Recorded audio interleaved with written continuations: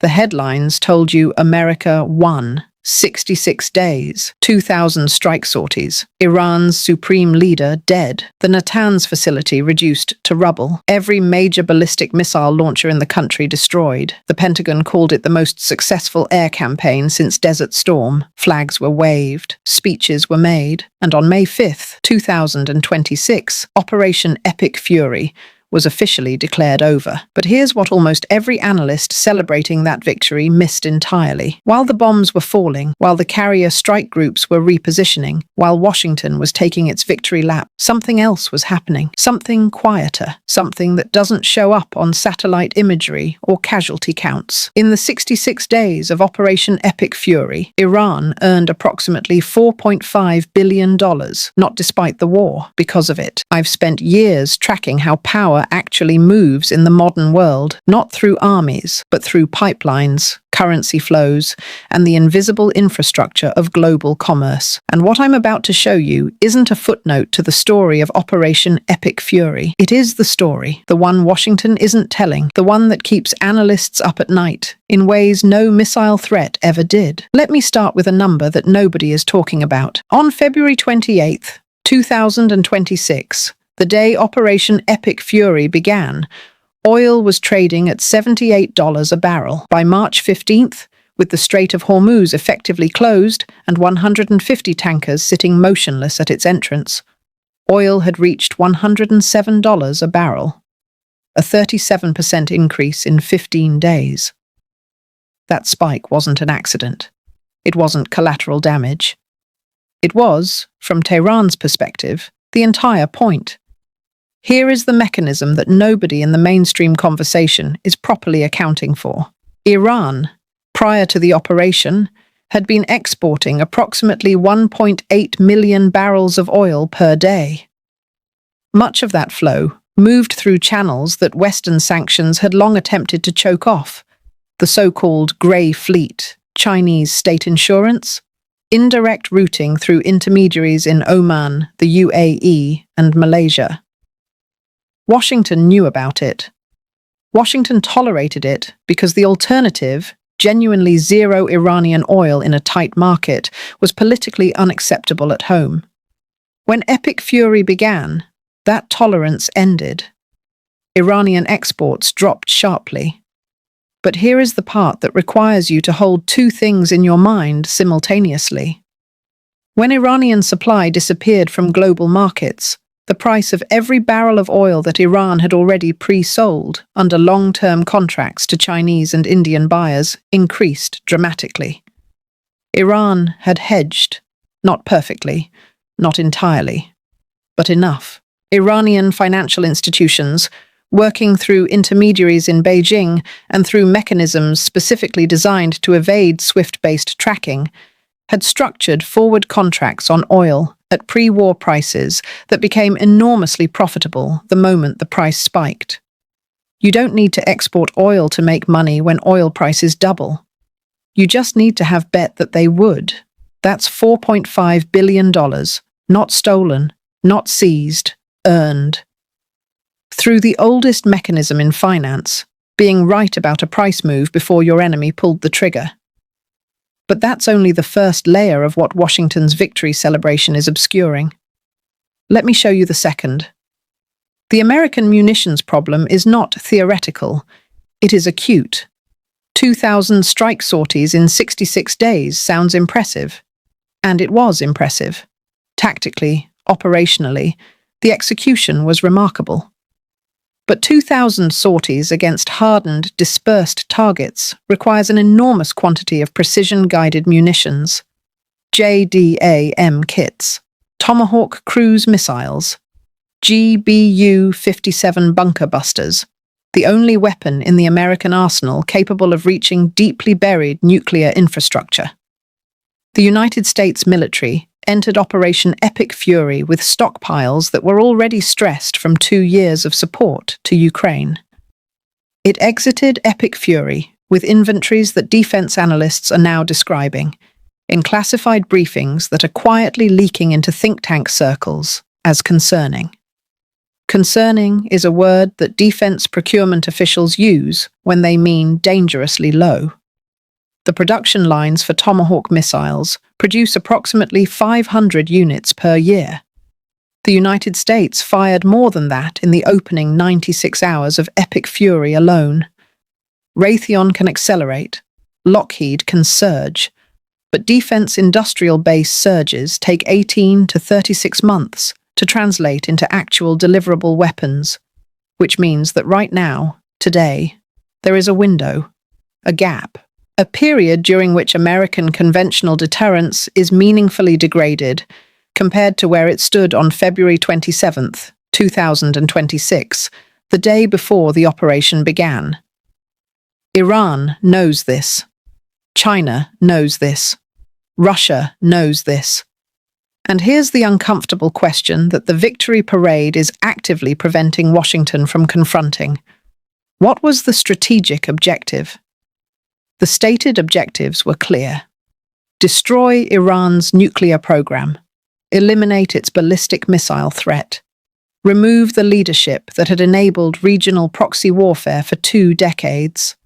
By those metrics, Operation Epic Fury succeeded. Natanz is gone.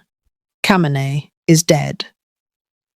The missile launcher network that threatened carrier groups in the Gulf has been degraded by an estimated 70 to 80%.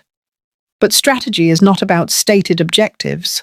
Strategy is about durable outcomes.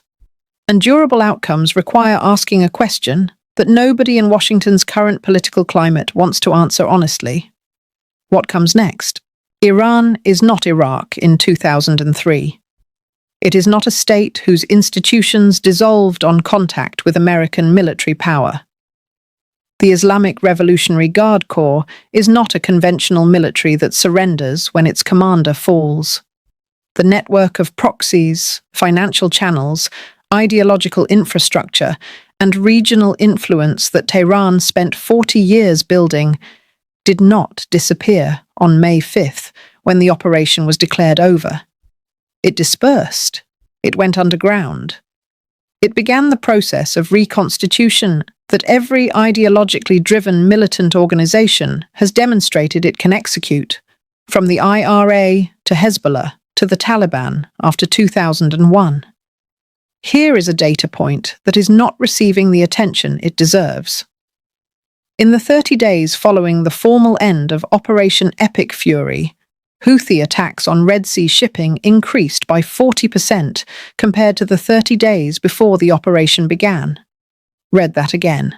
After America destroyed Iran's missile infrastructure, after America killed Iran's supreme leader, after the most powerful military operation in the region in 2 decades, the operational tempo of Iran's most active proxy force went up.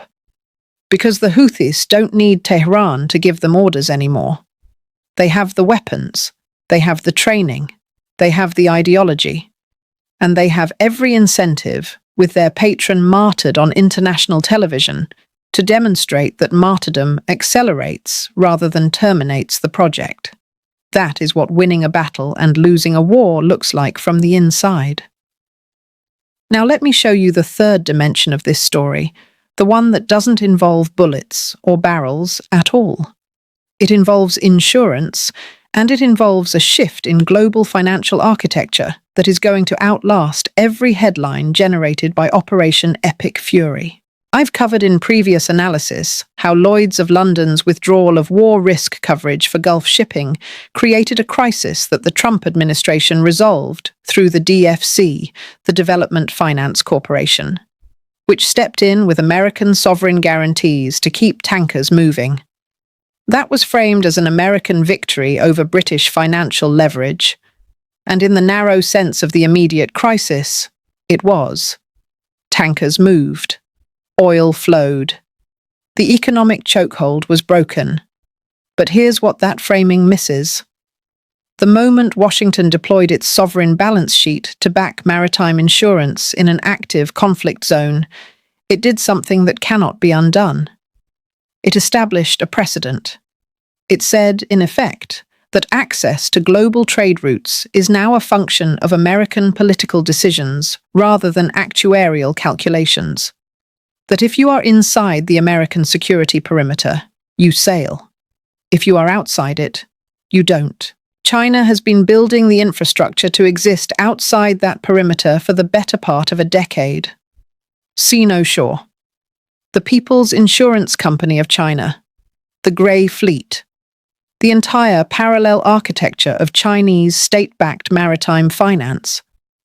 During the Hormuz crisis, while Western-insured vessels sat anchored, Chinese-flagged and Chinese-insured vessels continued to move. Not all of them, not perfectly, but enough to demonstrate that the parallel system works.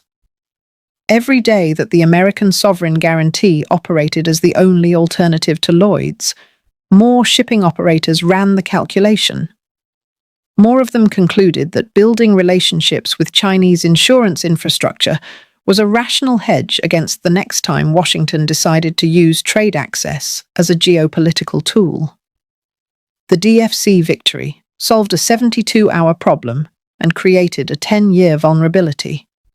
That is Iran's fourth and most durable victory, not the one it fired, the one it revealed. Let me be precise about what I mean by the $4.5 billion secret, because the number is a shorthand for something larger than the sum of forward oil contracts. It represents the demonstrated capacity of a state under existential military pressure to generate economic leverage from the very conditions of its destruction. Iran has been living under American sanctions for 45 years.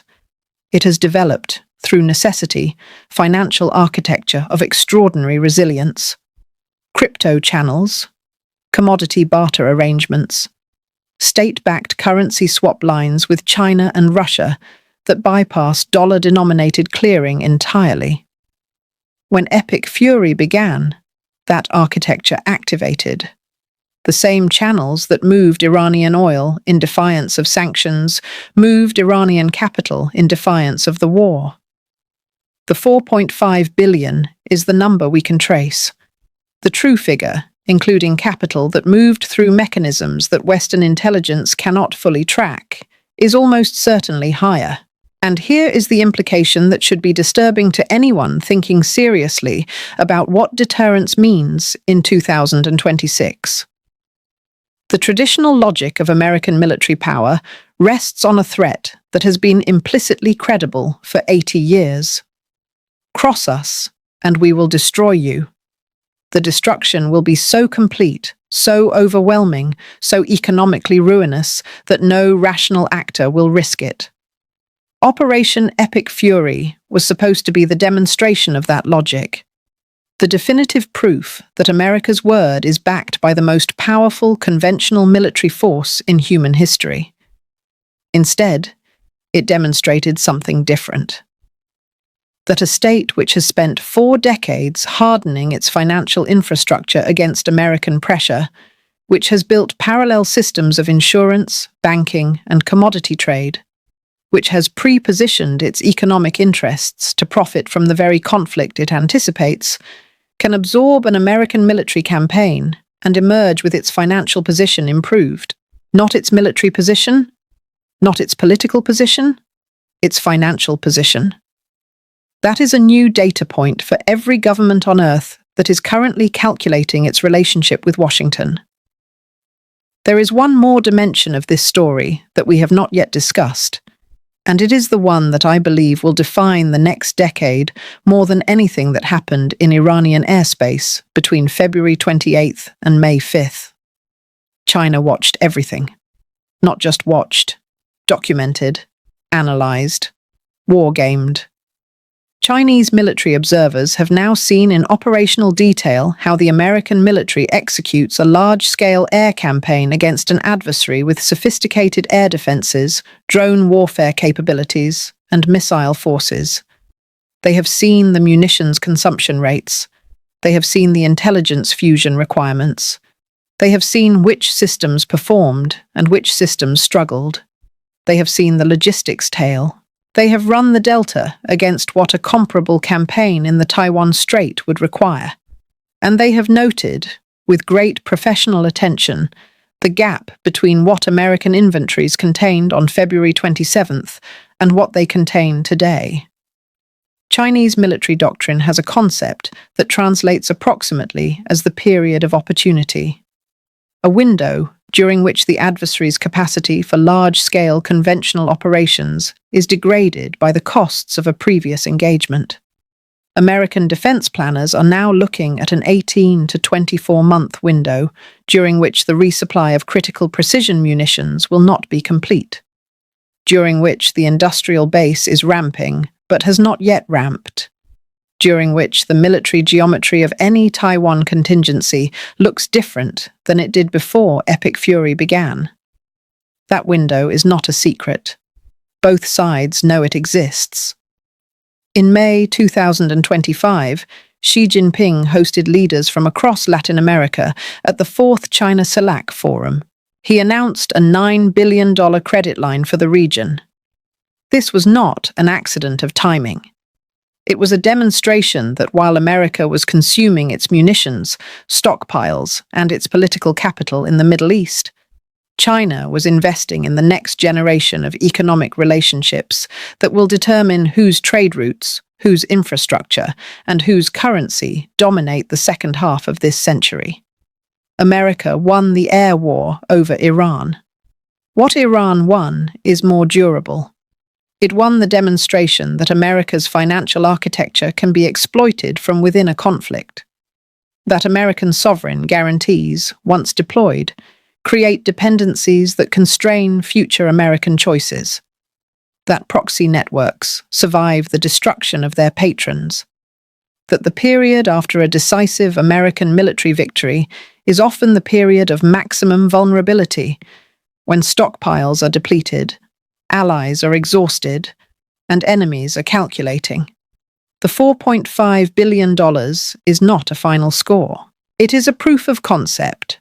And somewhere in Beijing, in strategic planning offices that run decade-long calculations rather than election cycle ones, analysts are updating their models based on everything Operation Epic Fury revealed.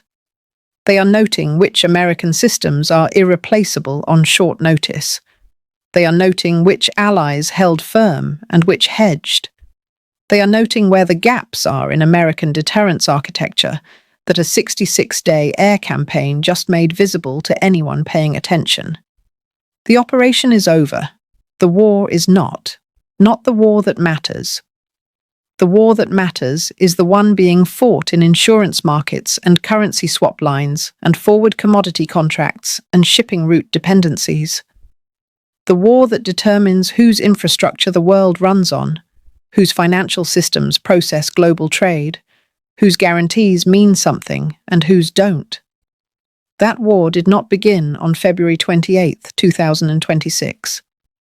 It has been running for 2 decades, but Operation Epic Fury accelerated it, clarified it, removed ambiguities that had previously allowed everyone to pretend the old order was still intact. The old order is not intact. The rules that governed global trade and military deterrence for the last 80 years are being tested simultaneously, on multiple fronts, by multiple actors who have spent years building the capacity to exploit exactly the vulnerabilities that a 66-day air campaign has just put on public display. America won a battle. A genuine, impressive, historically significant battle. But the war being waged over the architecture of the 21st century is not decided by battles. It is decided by who is still standing after the battle, who has the resources to sustain the competition, who has built the parallel infrastructure to operate outside the other side's leverage, and who understands that the conflict itself can be a source of strategic profit rather than only strategic cost. Iran understood that. The $4.5 billion is the receipt. The question that nobody in Washington's victory parade is asking, the one that I believe is the only question that matters right now, is this. How many other actors have been watching, taking notes, and running the same calculation? The answer to that question will determine not what happened in Iranian airspace over 66 days, But what happens in the Pacific, in Latin America, in the corridors of global finance, over the next 10 years? And that story is not over. It is, in the most consequential sense, just beginning. Let me give you one more number, because numbers are the only language in which the true cost of victory can be honestly calculated. The United States defense budget for 2026 passed $1 trillion for the first time in American history. $1 trillion. And yet the munitions consumed in 66 days of Operation Epic Fury represent a resupply cost that the Congressional Budget Office has estimated at between $19 and $24 billion. Not the cost of the operation, the cost of replacing what was used. That is 2% of the entire defense budget consumed in 2 months of air operations against a single mid-sized regional power. Scale that against a Taiwan contingency. Scale that against a scenario in which American forces are simultaneously managing a European theatre, a Pacific theatre, and residual commitments in the Middle East. The math does not work. Not because America lacks the industrial capacity, but because industrial capacity is a lagging indicator. It responds to demand with a delay measured in years, not weeks. The defense contractors know this. Raytheon's stock is up 34% since February 28th. Lockheed Martin is up 28%. The financial markets have looked at the same inventory data that defense planners are quietly worried about and concluded that there is an enormous amount of money to be made filling the gap. They are correct. There will be enormous money made. And in 18 months, perhaps 24, the stockpiles will be replenished and the vulnerability will close. But windows, once opened, are not always closed before someone walks through them. Here is what I want to leave you with, because I think it is the thing that the celebration of military victory most systematically obscures. Empires are not undone by the battles they lose. They are undone by the victories that exhaust them. Rome did not fall because it stopped winning battles. It fell because the cost of winning battles eventually exceeded the capacity of its economic and institutional infrastructure to sustain the effort. The British Empire did not end in defeat. It ended in a series of expensive victories that transferred its accumulated capital to its successor. Operation Epic Fury was a victory, an unambiguous, tactically impressive, strategically significant victory. But it was also an expenditure of munitions, of political capital with allies who were not consulted, of financial resources through the DFC deployment, of strategic ambiguity about American intentions in ways that will shape the calculations of every government on Earth for the next decade. Iran spent 45 years preparing to absorb exactly this kind of blow. It built financial resilience, proxy networks, ideological infrastructure, and commodity market positioning precisely because it understood that American military power, when finally unleashed, would be devastating. And it wagered that devastating was not the same as terminal. The $4.5 billion is Tehran's way of saying the wager paid off. Whether it did, in the larger sense, whether America's strategic position in the Middle East and the broader global order is stronger or weaker for what happened between February 28th and May 5th, is a question that will not be answered for years, perhaps for decades. What can be said with confidence today is this: the victory is real, the costs are real, the vulnerabilities it exposed are real, and the actors who benefit from those vulnerabilities are not resting. The operation is over, the reckoning is not.